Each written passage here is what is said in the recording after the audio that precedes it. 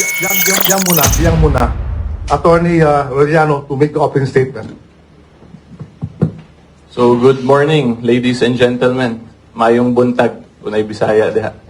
And to all my fellow taong bayan currently watching, good day po sa ating lahat. So, the first part for today will be yung message po na i-convey namin is about hindi po dapat may selective justice sa House of Representatives. And this is in relation po nung last hearing nila yung April 29, 2026, considering na alam naman po natin, di ba, hindi binuksan yung BIR box. However, we have to remember, hindi lang po kasi BIR box yung may confidentiality issue. Kundi pati yung AMLAC and bank transaction records po ni Attorney Man Scarpio and his spouse, the Vice President po of the Republic of the Philippines, si VP Sara Duterte. And kaya ako po nasabi na bawal yung selective justice because that violates our right to due process and equal protection. So if it violates due process, that constitutes as grave abuse of discretion. Therefore, that is an unconstitutional act po. Okay? And since kaya po namin nasabi na there is a violation of due process and the equal protection clause, kasi number one, confidentiality laws should be treated equally. Diba? So since AMLAC and the bank secrecy touches on confidentiality issues, it should have been given the same treatment as the BIR box ng April 29 hearing. Okay, and then another thing we have to note here is that when we talk about the issue po kasi of yung right to accountability versus the rights of private citizens, we have to remember na yung rights of private citizens po is also a constitutionally protected right po yan under the Bill of Rights. Yung right to privacy natin, meaning bawal po against unreasonable searches and seizures yung ating right to privacy. Okay? And if it involves fundamentally protected constitutional rights, ang nag-a-apply po dyan is the strict scrutiny test. It means na yung government po, yung may burden na dapat i-explain nila sa taong bayan na hindi illegal at hindi unconstitutional yung ginagawa nila. Diba? At yung nangyari po, like what I've already explained, there was selective justice. Therefore, that is grave abuse of discretion. Consequently, that is unconstitutional po. So that is my message for today. Thank you. Attorney Danao. Magandang umaga po. Good morning. I just want to address, because ito po yung parang mainit na issue, dun sa 6 billion. So, you can quote me on this, Attorney Carpio said that the 6 billion is fake and a lie. Okay? Wala siyang ganong pera. Okay? You can quote Attorney Carpio on that. It is fake and a blatant lie. Kumbaga sa Tagalog, marites po yun. Ha? Marites lang, chismis. Okay? Dahil ang ginawa po ng AMLAC, kung babalikan nyo po, sinasabi na transaction value. Di ba?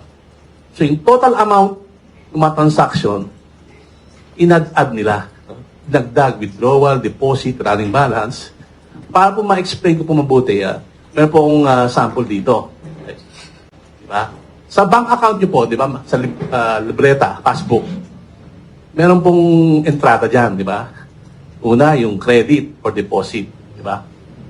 As pangalawang entrada, merong debit o withdrawal. Okay? As pangatlong entrada, merong balance, running balance. Okay? Kunyari, sa example natin na to, okay? Nag-initial deposit ka ng 100 pesos. Okay? So, sa kaliwa, andun yung credit. 100 pesos. Kulay green. Siyempre, ang balance mo, yung first slide. Yan, okay? So, yung green, nag-deposit ka sa left side. So, ang balance mo sa kulay blue, 100 pesos. Kasi nag-deposit ka, di ba? Okay. So, next transaction, withdraw mo yung 100. Okay? So, papasok yan dun sa debit, kulay pula.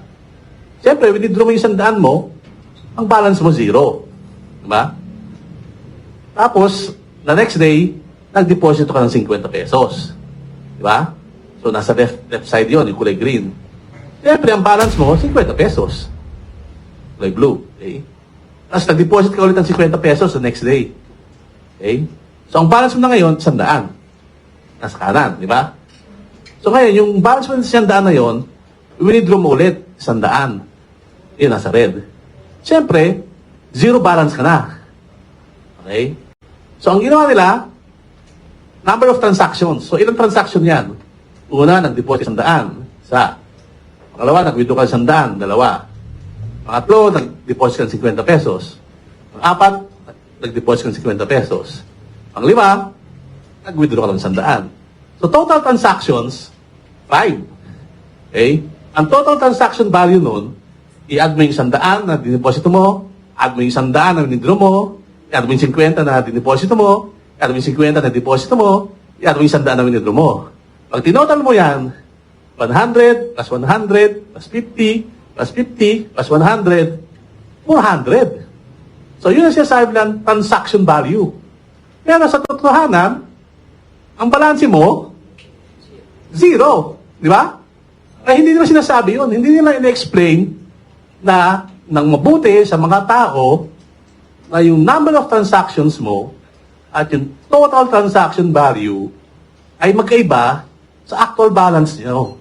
Diba? Tingnan nyo po yung libreta nyo. Magkaiba po yung transactions sa balanse. Okay? So, ibahin natin. Gawin natin kunyari para mas makita natin example. Okay? Kunyari, mag-umpisa tayo sa 1 million. So, ganun din yun. Diba? 1 million, deposit. 1 million, withdraw. 500,000, deposit. 1 million, deposit. Withdraw mo ulit. Okay? So, sa ganitong example din, di ba? 5 transactions. Pero ang total transaction value yung 5 million. Pero zero balance. Di ba? Eh, kung ito, tinimes mo ng 12 months per year. Diba? So, lalaki yung transaction value mo. 5 million times 12, 60M. Diba? So, 60M daw ang kabuuang transaction value mo sa isang taon, pero ang balance mo, zero. Diba? So, isang taon lang yan, 60M. Eh, diba ginawa nila, ilang years? 20 years. So, 60M times 20 years. Tadaan!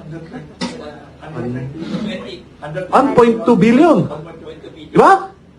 So, 1.2 billion daw for 20 years. Sample lang to, ha? Ang transaction amount. Pero, ang posibleng balance mo is?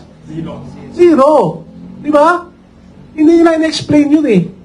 Kumbaga, parang ginawa nila, pinaniwala mga tao na meron daw 6 billion, pero hindi na piniliwanag paano nila nakuha ito.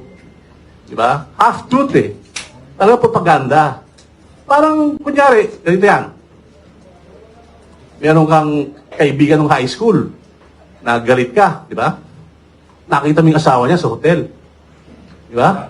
May kasama sa lobby ng mga klase, mga kaibigan sa opisina, lalaki, babae. Tapos, nakita mo lumabas kasama yung kaklase ng lalaki. Eh, galit ka dun sa asawa niyang, kabro mo nung high school. Inaalat mo sa G-chat, sa group chat nyo. Uy, nakita ko yung asawa mo lumabas sa hotel kasama lalaki. Diba? Pinost mo sa group chat nyo. Anong lalabas mo sa ibang tao? Diba? Nakita mo yung asawa ng kaklase mo kasamang isang lalaki. Half-truth, di ba? Kasi totoo naman, may kasama siya, pero hindi niya sinabi na andun siya dahil may meeting sila ng ibang tao. Di ba? So, ganun po nangyari dito. Iniwan lang nila sa ere na meron daw 6 billion, allegedly pero hindi na nila sinabi kung paano nila nakuha yun. Di ba?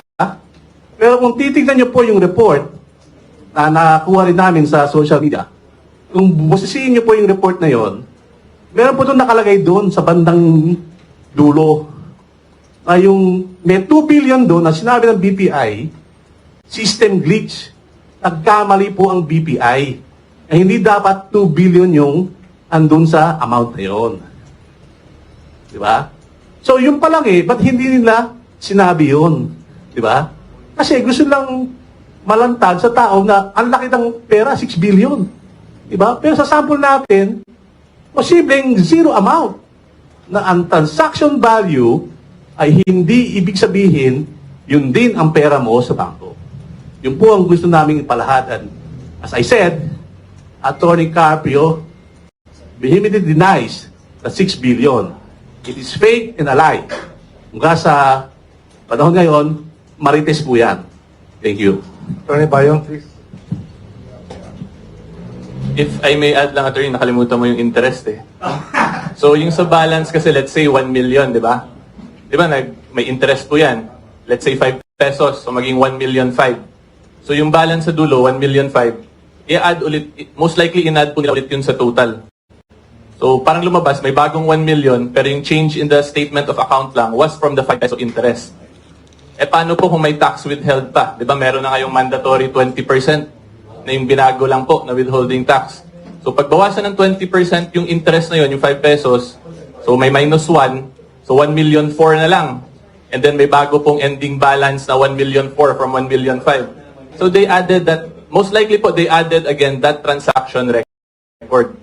So nakita po nyo, the same 1 million, nadagdagan ng 5 pesos, nadagdagan ng 1 million, nadagdagan na ngayon yung overall balance ng parang 2 million plus agad. Or the same amount.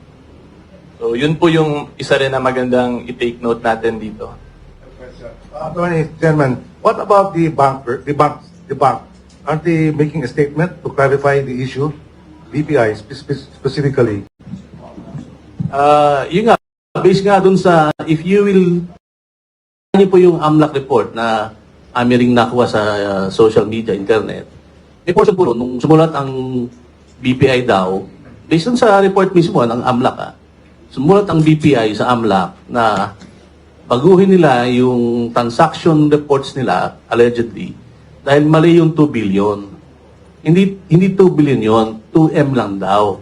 So, ito pong, ibig sabihin, yung mismong bangko na nagsabi na mayroong system glitch sa record sila.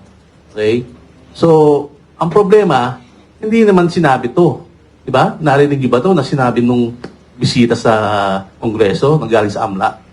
Hindi, di ba? Ang pinalandakan lang nila, 6B. Di ba? Siyempre, 6B, siyempre, yun ang gusto lang ipropaganda eh. Di ba? Na marami daw pera. Di ba?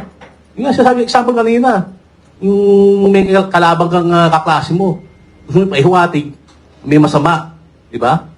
Siyempre, baka marites ka. Propaganda ka para sa tao, uy, masama ka pala. Di ba? So, yun po ang gusto sana namin na paging panuri po tayo, di ba? Na yung lahat ng sinasabi diyan, hindi naman po 100% true, di ba? We also have the obligation to ferret out the truth. Okay? We have the obligation to scrutinize whoever says a factual allegation against another person. Di ba? Especially na wala naman si Attorney Mans doon. Kasi nga, hindi na po siya parte ng impeachment. Di ba? So there's no way he can refute it if in the first place, he does not have a copy of the report. Diba? We have requested a copy of the report to be able to refute it last week. Up to now, wala pa po silang reply. Sabi nila, papa-approvean pa daw nila sa Committee on Justice Chairperson. Diba? So, sana makakuha kami so that we can really check ano ba yung pinanggalingan ng 6 billion na yon. Diba? Kasi sample ko kanina, kung pwedeng zero eh. Zero amount. Paano na inat? Diba? Tapos dito, giniwari, account ni VP Sara raw, account ni Attorney Mans. So, pwede mangyari, dinoberin nila yun. Dinagdag din yung account ni VP Sara, account din ni Attorney Mans daw. Okay? So, yun lang po. Thank you. Okay, gentlemen, so what's your next step now? What's your next step? Please, okay. So i-emphasize ko lang din po, dun sa error na 2 billion, di ba may pumasok error 2 billion, then they corrected it, so nilabas. Dun pa lang, that's already 4 billion agad from their computation. So yan lang po gusto ko lang din i-emphasize. So what's your next step? Well, nagsampa na nga po kami ng kaso sa fiscal ng QC, no? Dahil sa, yun nga, violation of the Bank Secrecy Law, violation ng AMLA, violation ng Data Privacy Act. And sa proseso po, mag-i-issue po ang fiscal ng QC ng subpoena para sa mga nakasuhan namin para sagutin nila yung paratang namin. No?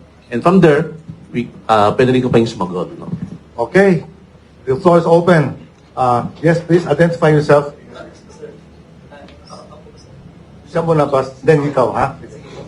Sir, Jason po ng SMNA News. First question po, sir. May we have your comment dun sa sinabi ni Representative Jokno na sinabi niya na yung pag-file ng case is just a diversionary tactic para makalimutan po daw ng mga tao yung dahilan kung bakit nagkaroon po ng hearing. Remember po, si Attorney Carpio is sa pribado na individual. No? Hindi naman siya parte ng hearing. Kaya nga po napilitan siyang magkaso dahil nga bilang private individual, di ba? Pati siya nadadamay. So, he is just only enforcing his rights, no? And with more reason kasi ito pong pinag-uusapan natin na nilabag ng AMLA, di ba? It's dagok po ito sa industriya ng bangko. Okay? Because alala niyo si Attorney Mans, abogado. Asawa pa siya ng VP, di ba? So kung kaya ng AMLA na gawin ito sa bank records ng isang abogado, ng isang asawa ng pangalawang mataas na opisyal ng Pilipinas, na kayang kalkalin lahat ng mga dumaan sa bangko mo, di ba? Lahat, insurance payment, credit card bills, di ba? Binayad mo sa landlord mo, nagbayad sa kliyente mo, paano ba tayong mga mahirap? Di ba? Mabubulat lahat ang ating mga accounts dahil lang kalaban ka ng gobyerno. You cannot weaponize the AMLAC. Di ba?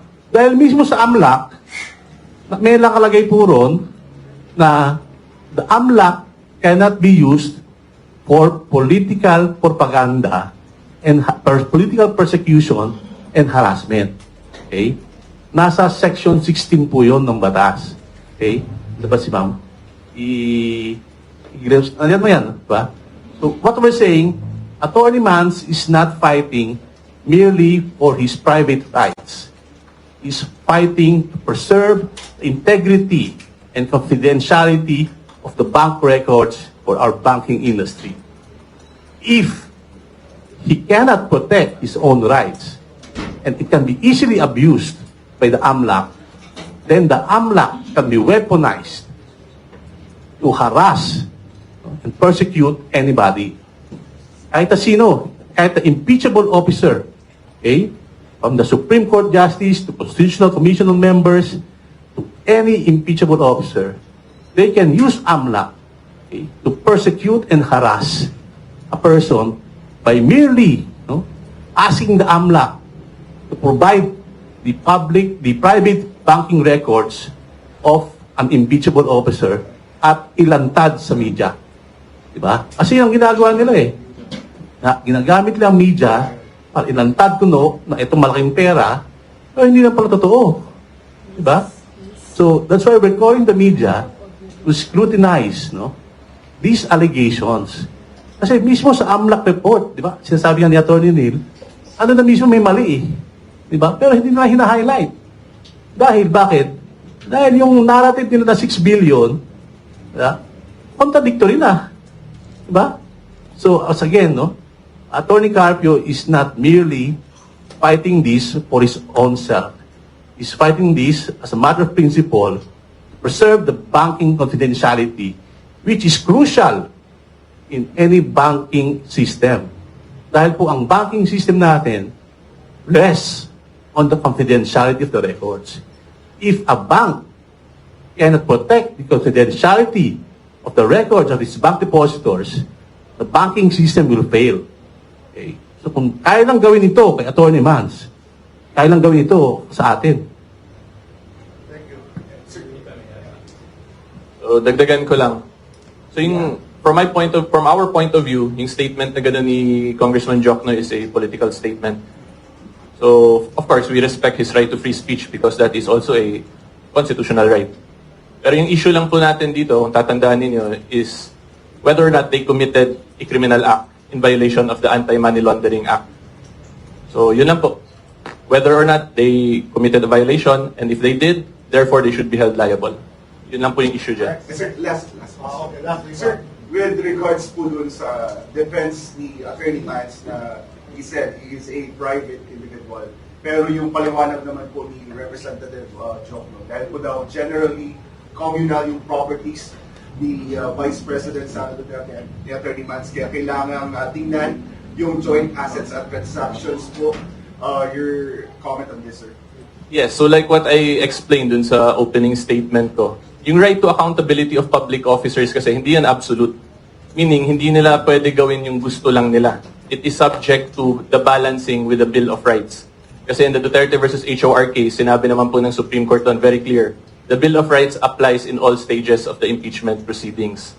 And currently, since sila po yung nagpo-prosecute, sila yung nagpo-prosecute, therefore, they have the burden to cite the exceptions na covered si Attorney Mans despite that question. Kasi like what I stated, since this involves constitutional rights, yung strict scrutiny test will apply. Diba? They have the burden to establish na hindi unconstitutional at illegal yung ginagawa nila. Hindi dapat pinapasa sa amin yung defense kasi sila po yung may burden yan. Trabaho po nila yan eh. Good morning, Rolando from Manila Standard. Hi, Attorney. Attorney, may I know or maybe know kung ano po status ng kasong isinampan niyo po last week sa Quezon City Fiscal's Office? Usually, ang proseso po, pag nag-abla ka ng kaso sa fiscal, so yung fiscal's office po, i-evaluate yan. And then kung sa evaluation nila is pwedeng tumuloy yung kaso, mag-issue po sila ng subpoena doon sa mga nakasuhan para sumagot. So, since 1 week na more or less, so malamang po, meron na pong i-issue sa proseso. Siyempre, mag-issue sila ng subpoena para sumagot po yung mga nakinasuhan namin. What are you expecting na po from the Quezon City Prosecutor's Office? Anong ruling yung ina-expect po ninyo? Well, initially, siyempre, papasagutin muna nila yung mga nakasuhan para mag-file po sila ng counter affidavit. Okay? Pag-file ng counter affidavit, pwede din po kaming sumagot doon. And pagkatapos po, aralin po ngayon ng assigned na fiscal kung sinong prosecutor na mag-aaral, magdidesisyon. And base doon, maglalabas sila ng decision. And when po ito expected na ilalabas? Well, usually in practice po, mga more or less, mga 3 months sa normal na proseso. 3 to 6 months po ang decision from the time na mag-file sila ng counter affidavit hanggang magkaroon po ng decision. Last question. Sorry po, sir, sorry. Kasi I remember Representative Joel Chua told in the press conference 2 Saturdays ago sa po na the House has its own extraordinary powers, just to paraphrase it, in conducting their own investigations and impeachment. Maybe know kung bakit too far na or as stated sa inyong mood ngayon na para bang sumusobra na ang House in investigating the AMLAC records of Mr. Carpio, of Attorney Mans Carpio, sa kanilang ginagawang extraordinary powers na ginagawa ng House in investigating the bank records of the Vice President's family. We recognize, no, talaga namang merong kapangyarihan ang House na magsulong ng impeachment complaint. No? Nasa saligang batas po yan. Pero wala naman po sa saligang batas na nagsasabi na pwede kang lumabag ng batas. Diba? You may have the constitutional right, you may have the constitutional duty, but you cannot violate the law. Okay? Diba? Ay, sino po namang tao dito maintindihan? Miski na may karapatan ka, hindi ka pwedeng lumabag ng batas. Malinaw po sa Section 8A. Yan. Number 3. Pangatlong slide. Isa pa. Yan. Isa pa. Yung number 3 na slide. Sa Section 8A po ng batas ng AMLA, malinaw naman po ron na the AMLC, yan po, the AMLC and its secretariat shall securely protect information received or processed and shall not reveal in any manner any information known to them or by reason of their office. Okay? So, miski na po may kapangyarihan ang House of Representatives na magsulo ng impeachment complaint, kailangan pa rin sumunod sila sa batas. Diba? Hindi naman po sila above sa law. Diba? Lahat po tayo dapat we observe the law. Diba? Mambabatas po sila. Diba? So they should be the first to observe and comply with the law. Di ba? Being mambabatas, you have the more duty and to observe and respect the law. Ito na naman po ang pinagbabatayan namin. Batas mismo na pinasa ng Kongreso. Di ba? Yan o, Section 8A, malinaw. Di ba? Ang AMLAC hindi pwedeng magsiwalat sa kahit anong pamamaraan ng kahit na anong records or information na nakalap nila. So, yun lang po. Thank you. Thank you, Attorney. Question? Okay, yes, yes. Yes, go ahead, ikaw. Sir, earlier you said the bloated... You identify. That Eric Mendoza, for inquirer. So you said earlier 6 billion is bloated amount. So sir, may ballpark figure tayo sir, what is yung amount talaga sir na dapat? I think as I said, no, Attorney Carpio is not part of the impeachment proceedings. So, he's a private citizen, no? So, he doesn't want to be embroiled in this political circus. No? And more importantly, to disclose his private information. But what we can say is that he does not have that 6 billion amount that is being publicly portrayed as a pure propaganda in the media. So, wala po siyang ganung pera. Ha? Okay? But what exactly is the amount, of course, we cannot divulge that. Diba? Kasi nga, private. But, kasi, ang pinating sinasabi na, may 6 billion eh. Diba? So, yun po yung sinasabi niya. Wala siyang 6 billion. Sabi nga niya, it's fake and a lie. Marites nga, sabi nga. Sir, earlier may nabanggit na bloated yung isang 2 billion. Instead of 2 billion, 2 million lang. So, sir, 6 billion minus 2 billion, like 4 billion, is that safe to say, sir, na 4 billion lang yung... It is not, of course. Kasi nga, sabi ko nga, hindi natin alam kung paano in-add eh. Kasi, di ba, wala naman kaming kopya. Siguro kayo, baka may kopya kayo, di ba? Pero basahin niyo puro dun sa mismong report. Hindi naman in-explain kung paano nila in-add yung 6 billion na yon. Saan nila kinuha? Di ba? Kasi sa sample mo nga, di ba? Pwedeng zero. Di ba? Kasi nga, sabi ko, ang transaction value is not equivalent to the ending balance. Diba? Magkaiba po yun. I have a question, Attorney. Yung withholding tax from the bank, can that be used also as evidence na kung gaano karami yung pera? Yeah, it's possible. Theoretical explain kasi you can compute naman there. Diba? Ang withholding tax, pag merong interest on a time deposit, I think it's 20%. Diba?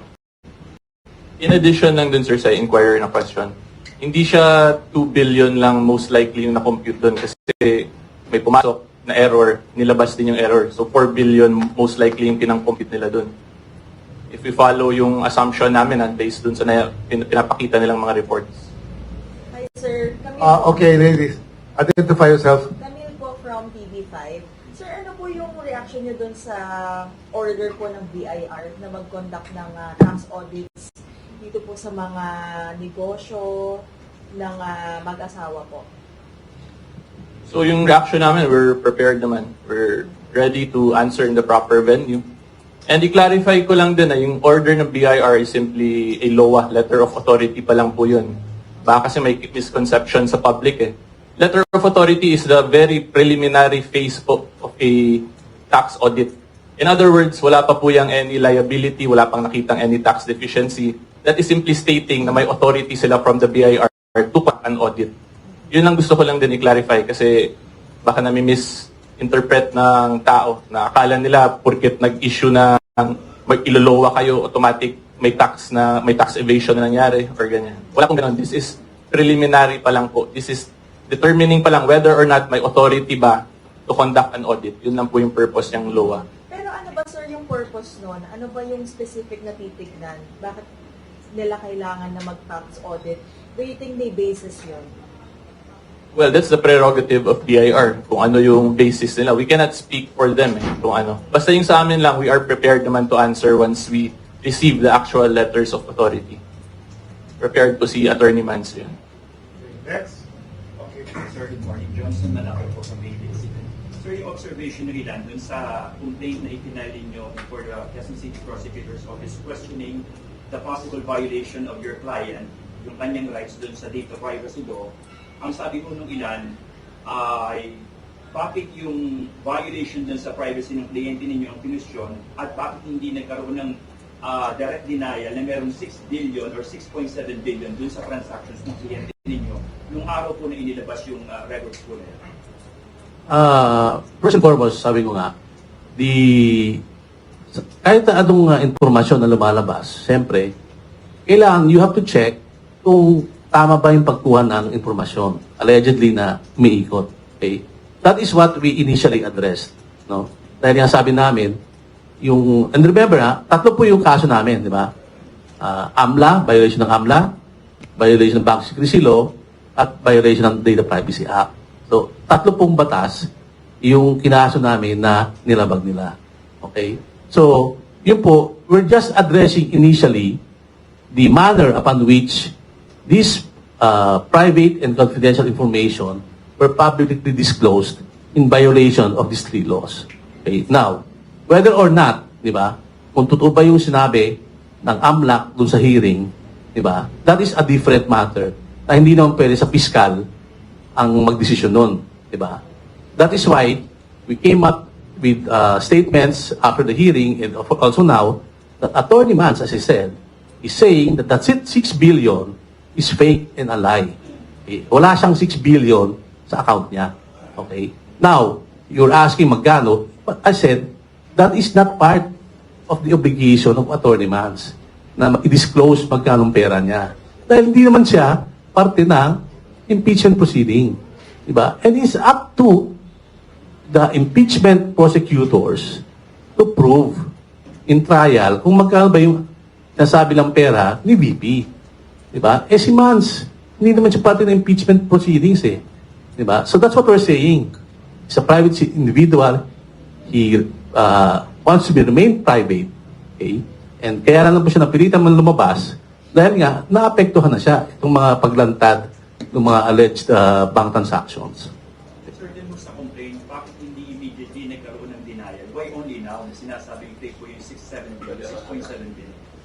So, ganito na lang po During that time, actually up to present, wala kaming official records from AMLAC. Siyempre, kung wala tayong official records, how will we properly review kung ano ba yung mga allegations talaga nila? Ngayon, we are directly denying it na kasi repeating na masyado yung questions tapos parang nagkaka-political spin na So, despite us not receiving, yan, sinabi naman po ni Attorney Danao na Attorney Mans is refuting yung 6 billion na claim. Last na lang. Okay. Meron ba tayong record, sir, nung sinabi mo na merong error on the part of DTI dun sa 2 billion or it's just based on news reports and... Oh, dun sa kopya na nakuha namin from the internet, kung yun yung AMLAC report na sinabit sa House, portion po ron, hanapin nyo, sa bandang dulo.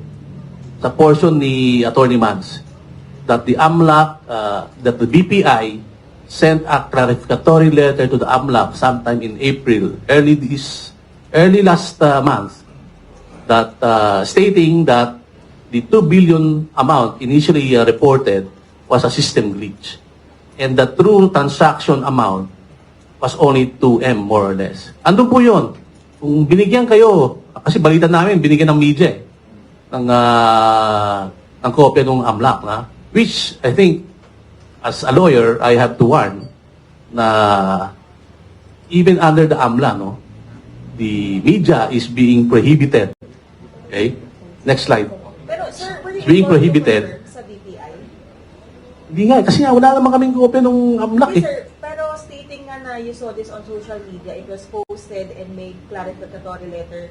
Did you confirm to the BPI if indeed they sent a clarification letter dun sa AMLA? Oh, I think before we do that, we have to have a copy of the AMLAC report to be able to confront BPI kung talaga meron silang ganong klaseng report. But, as I said, on that report itself, meron na pong nakalagay doon na statement ang BPI. Diba? So, kung talagang totoo or gusto lang ipalabas yung totoo, diba? Pwede lang isa yun Diba? So, yeah, ano mo yung section na next slide.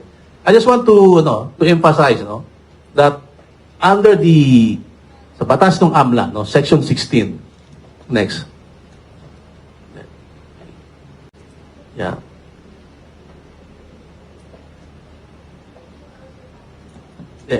Section 14, sorry. Next. Yan, okay. Siguro. We have to be careful, no? Kasi marami din akong kaibigan sa media. You have to be careful in citing the AMLAC report.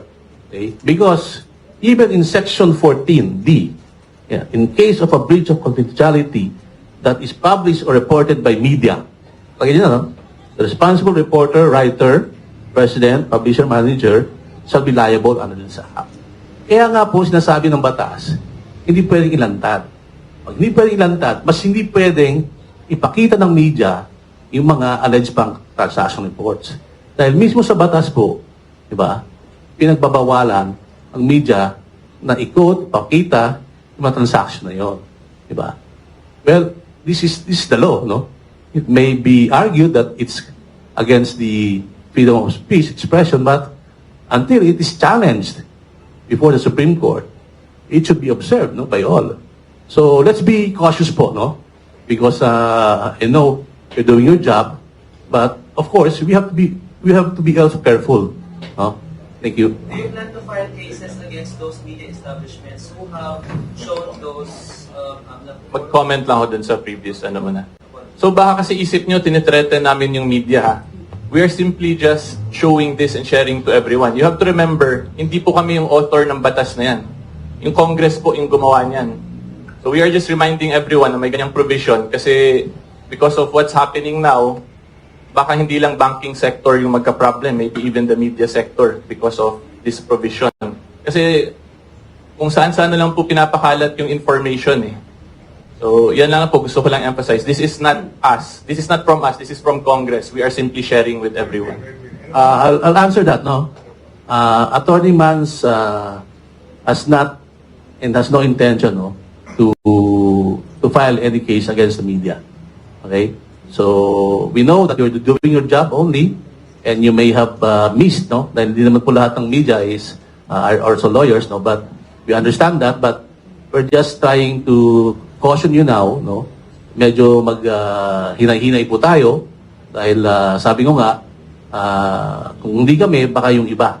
Diba? Baka sa may mga ibang panahon na meron kayong ilabas din. So, at least we're trying to educate the media that there is such a provision of the law. Okay? Actually, Attorney, this is a very healthy exchange of views, no? Mabuti na narinig mo yung mga questions from media because these are the questions you have to answer also eventually. I just have one question. Yung Bangladesh, remember, and RCBC, this happened years ago. Anong learnings doon? And how does it apply to the situation now? If you recall. Well, if I recall, yung Bangladesh, yung ba yung merong ginamit yung banking system, no? Okay? So, RCBC ba yun? RCBC. Okay? So, I think, in a way, no, in any scandal involving the banking industry, okay, it will cause some panic, di ba? Tulad nun, nung nangyari yon, it created some panic sa RCBC Bank. But fortunately, na-arrest, no? That is what we want to prevent, di ba? If, as sabi ko kanina, kung kaya lang gawin ito sa isang abogado, na asawa ng isang mataas na opisyal ng gobyerno, di ba? Pwede lang gawin ito sa kahit na kaninong tao, which may create, a lack of confidence in the banking industry. Di ba? Kasi kahit na sino pala pwedeng makita o masirip at mabuyanyag ang kanyang mga transaksyon sa bangko. Which we do not want to happen. Okay? Attorney Mans, as I said, is doing this not only to protect his rights and interests as a private citizen, but more so to protect and preserve the confidentiality of bank records, which is the cornerstone of the banking industry. Thank you. Okay, yeah, please. Good morning, sir. Ganito po yan din. May buntag, sir. Attorney, UNTV. Attorney, have you sought na po ba ng clarification from PPI doon sa alleged error po? No. No, because as I said, no, until we have the real document showing that, I think it's premature for us to cite or to write the BPI on a document na hindi pa kami binibigyan until now. Sir, sino dapat magbibigay sa inyo? Nag-request kami sa committee on justice last week. Diba? But as I said, wala pa silang reply. Although they replied na it's under consideration, but wala pa palang approval for us to be given a copy. Sir, if I may add lang doon kung napansin niyo yung discussion natin lahat ngayon, nagbe-base on a mere scrap of paper na hindi nga verified. So yung point ko lang po dito, hopefully you understand. Mic test. So yung point ko lang po dito, hopefully you understand how unreasonable the situation now is. Diba, it is an unsigned document, hindi natin sure kung totoo ba talaga, pero nagiging mainstream news na siya for the last 2 weeks. That is why kung napansin nyo, very lang kami kung ano yung rule of law. We wait for the official document, we will comment, pero since nagiging political propaganda na siya, we decided today to address directly yung 6 billion na tinatapon na issue. But again, hopefully you understand nga po how unreasonable the situation na ngayon currently na wala pang signed document pero nagiging mainstream news na siya. Yes, please. Sir, sorry. Okay. Ay po, good morning po, gentlemen. Nico po, PZNM. Kung sakali po, gentlemen, kung sakali lang naman na magtuloy-tuloy po itong impeachment trial papunta sa Senate, will you be open? And if in case isaman po nila itong mga back accounts ni Attorney Manscap party, would you be willing po to submit ito sa kanila and maging public po? So yung position po kasi namin, yung very basic rules of procedure, si Attorney Mans is not a party to the case. Then if you look at also the jurisprudence and the rules on impeachment, impeachable officer yung respondent to an impeachment case. So currently, the prosecution will have the burden to show na hindi unconstitutional yun pag ipatawag nilang isang private individual. Pero kami naman, pag makita nilang constitutional ginagawa nila, hindi illegal, hindi naman kami takot mag-comply and mag-respond. Basta yung sa amin, pakita muna nila na hindi illegal yung ginagawa nila. Follow up on that, Attorney, parang wala pong compelling reason yung state to cast yung No, because they need to balance it with the Bill of Rights. That's what was discussed in the Duterte versus HOR case.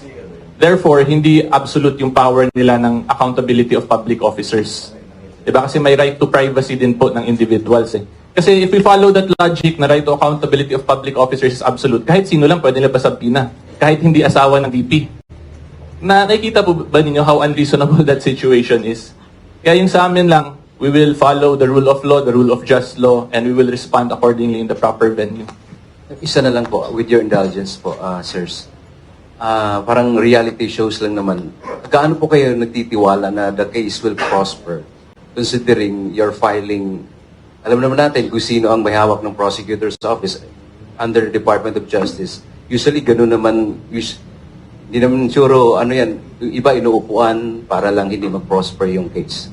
Well, kami naman po naniniwala pa rin na ang ating mga piskal, may paninindigan, no?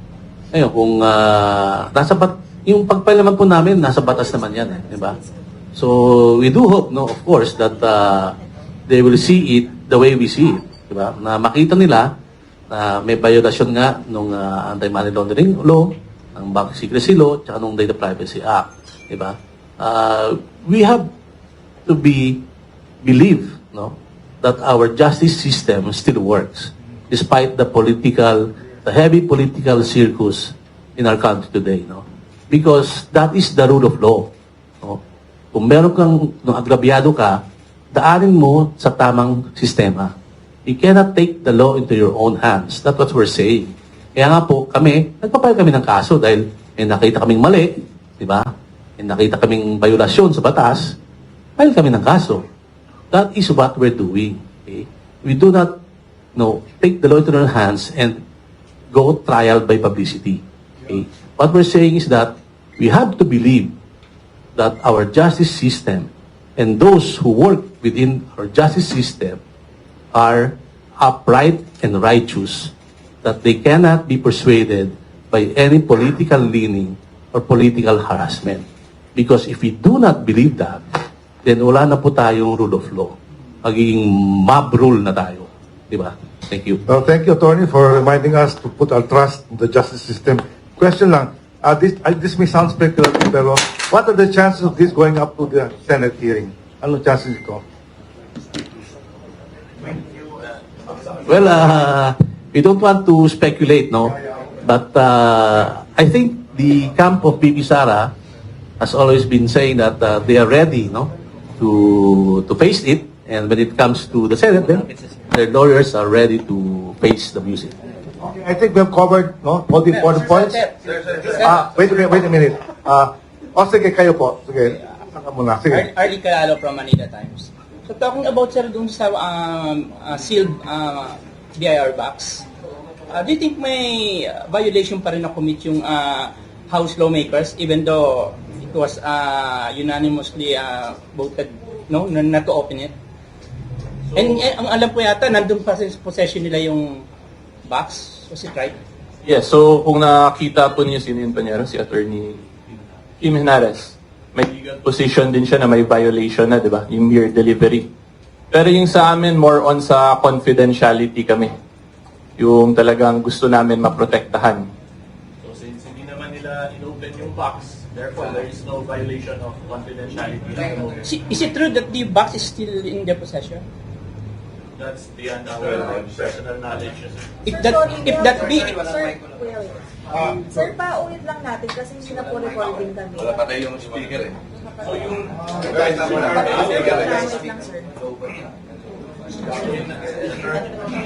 Paulit lang, sir. Guys, palipat ka na ng mic. Yun, sir. Okay na. okay. Ayan. Hello. Good morning, media. Can you hear us? Okay na? Okay. So as to the question, bumalik na rin to. As to the question, yung kay Attorney Henares, yung position niya is the mere delivery already violated the confidentiality provisions of the NIRC. Pero yung sa amin, mas important yung actual confidentiality, whether or not na-disclose by yung sensitive personal information. So at present, wala namang na-disclose. So, okay lang kami. Observing lang kami at Okay present. lang, sir, kahit na nasa in possession pa rin yun ng committee. Well, Hindi open it. that's speculative na, sir. Yung sa amin kasi, that's why we do not want to dwell too much on speculative discussion kasi yung sa amin, rule of law, ayaw namin makisama sa political noise as much as possible talaga. Sir, last question sa akin. Given sir yung AMLAC and then banks secrecy laws, it appears na walang exception, di ba? But the lawmakers from the House, they're claiming that they're doing it because that's impeachment. There's impeachment of things. Sagutin ko na, Attorney, sa AMLA. Yung sa AMLA, kung makita nyo kanina yung Section 80, wala namang exception sinayad dun. If you read the entire RA 9160 as amended, there's no exceptions. Impeachment is not. Sa AMLA, wala. So currently, position namin, absolute yung confidentiality. So baka sisihin nyo naman si Attorney Mans. We have to remember, yung authors po niyan is Congress. Attorney Mans is simply enforcing the rights given to him by Congress. So just in case, I'll just add to that. Okay. So remember, sabi ko nga kanina, tatlo po yung pinalakaso, di ba? Violation ng AMLA, violation ng Bank Secrecy Law, violation ng... Patay mo na lang speaker, ma'am. Nagdodorte kasi. Violation ng... Okay. Violation ng... Okay. Violation ng Data Privacy Act. Okay? So, tulad kasi sabi ni Atty. Neil, pagbasahin niyo yung RA 9160, yung AMLA, diba? Yung Section 16A kanina, wala pong exception doon ng impeachment. Okay? Sa Bank Secrecy Law, ito, yung pangalawang kaso na, kung pwedeng may exception, impeachment. Okay? Pero alalahanin niyo po, hindi naman sila nag-inquire sa bangko. Di ba? Sinong sinagpina nila? Bangko ba? Hindi, di ba? AMLA ang pinasagpina nila. Di ba? So, anong batas mananaig? Hindi yung AMLA law, kung gusto nila na ang bangko mag-disclose, bakit hindi ginamit nila yung Bank Secrecy Law na may exception? Bakit hindi nila sinagpina ang mga bangko para masabi ng impeachment yan? Di ba? Hindi. Di ba? Bakit AMLA ang sinampina nila? And remember, yung AMLA director na nag-appear, kaka-appoint lang April 13. Di ba? nag-assume ng position April 14. Sinabina noong April 15. Diba? Na-receive yung sabina April 16 ng hapon. Diba? And within less than 3 working days, nakapagsubmit na raw siya ng report nung before April 2022 for the 20 years. Diba? Duruin mo, they're so efficient. Diba?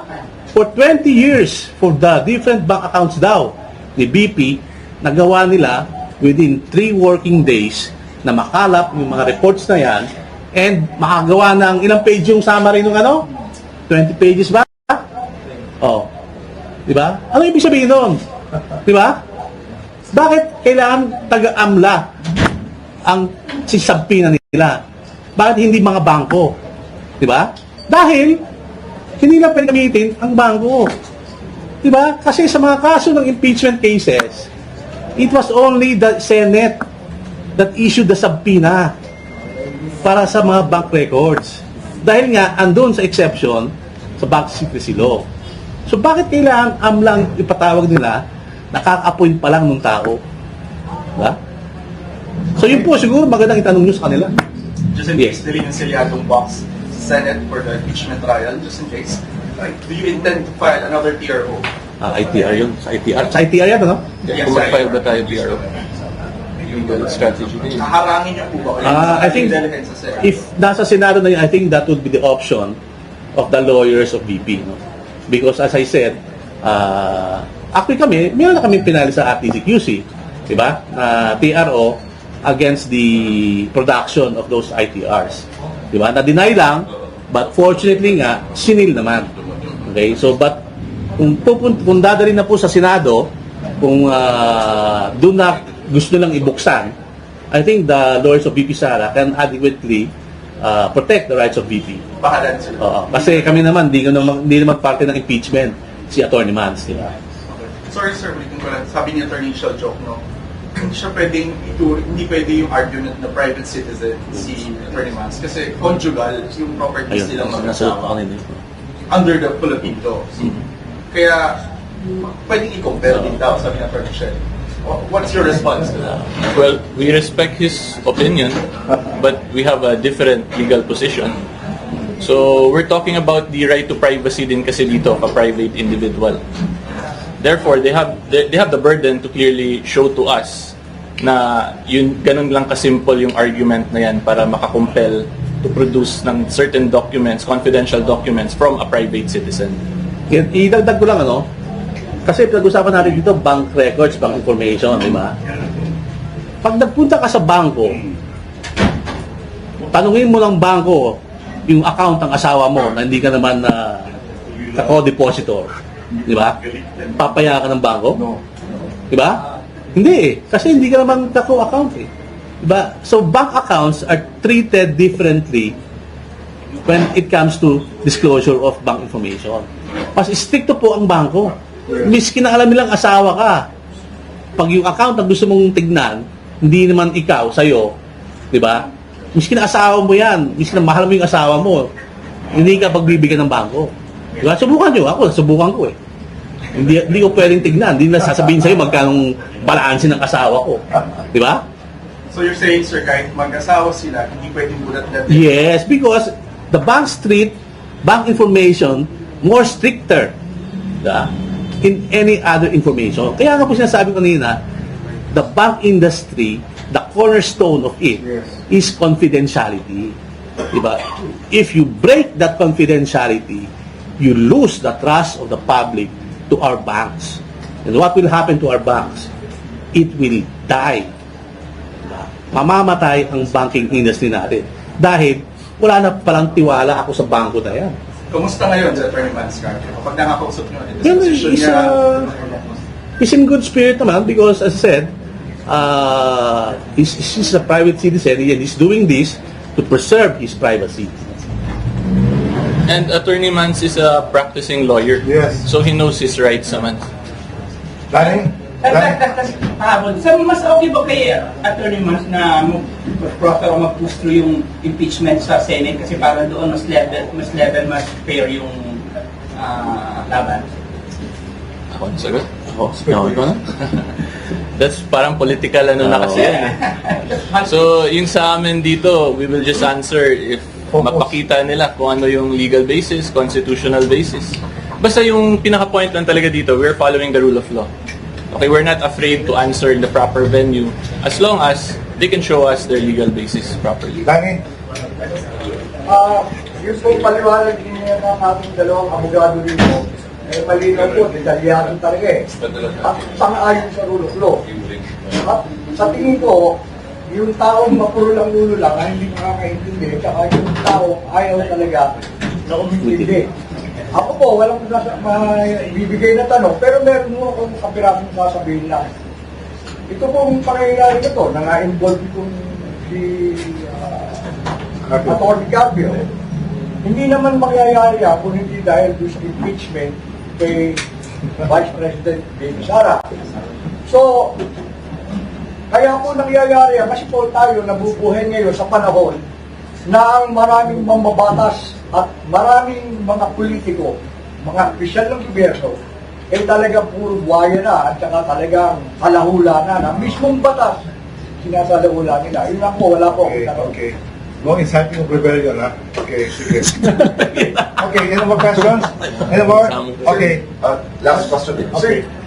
Ito po lang sinabi ni Representative Joel and Representative Jokno.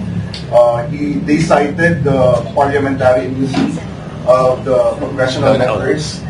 And then, ano pong masasabi po natin dito na walang pwedeng sa kanila na pwedeng questioning or to be held liable.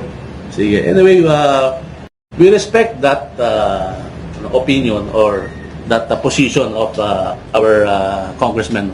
Pero ang nasabi po namin dito, di ba, pamparating sinasabi nila, kailangan may managot. Managot daw si BP Sara, di ba?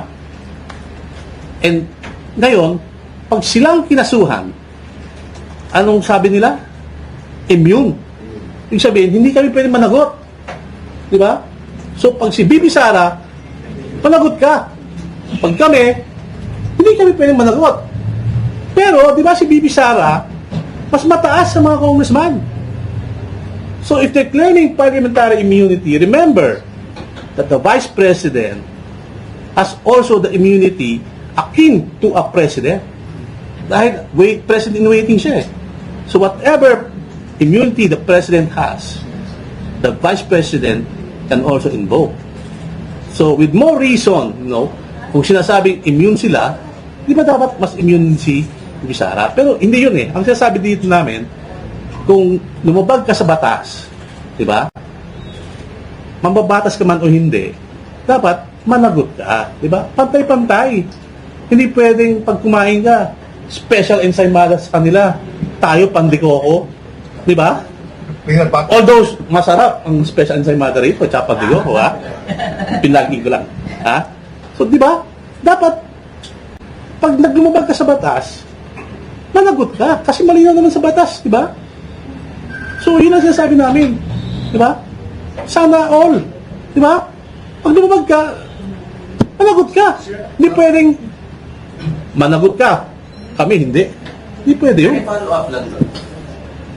Pwede ba na invoke yung parliamentary immunity considering doon sa nature of the case? Well, ang position namin, parliamentary immunity only applies to criminal cases arising out of your statement. Like libel, cyber libel, perjury. Diba? But on a purely, academic discussion, kasi nga, diba, may kaso kami, diba? Academic discussion, diba? You cannot hide from an immunity if the law itself prohibits you from doing something. Diba? Malinaw lang po sa batas. And alam naman siguro nila yung batas na yun. Diba? So alam mo yung batas, diba? Trabaho mo gumawa ng batas. Pero, nilabag mo yung batas. Diba? O pwede ba yun? Okay. It's a bit good 1 hour, no? Okay. Okay. Wilson? Okay. Can we have a last closing statement? Sige. Ikaw na. Ako ba na? Ako na. Again, thank you to Kamuning Bakery, to Sir Wilson, for hosting this event. As I said, maging mapanuri po tayo, Hindi porket sinabi ng isang tao, ito, ay papaniwalaan na natin lahat. We have to dissect the source of the information, how it was acquired, and whether or not it is true or based on a factual basis sa isang dokumento or sa isang salaysay ng isang tao. Diba? So, we appeal to the media not to be used as a political propaganda by other persons in pursuit of their narrative to pin down an official of our government who was voted 32.2 million by voters. Etong mga kabila, yung nagsampa ng kaso, pag tinotal mo, nasa 15.2 million lang ang bumoto sa kanila. Diba? So you cannot say that they represent the will of the people because the will of the people resides with the people. And 32 million votes for BP Sara is a deafening point that she is backed by almost majority of the Filipino people. Thank you and magandang umaga sa inyo. Okay, so thank you po to our host, Sir Wilson, and to all the media practitioners na nandito. Thank you for the time and for accepting our invitation. So ang masasabi ko lang, yung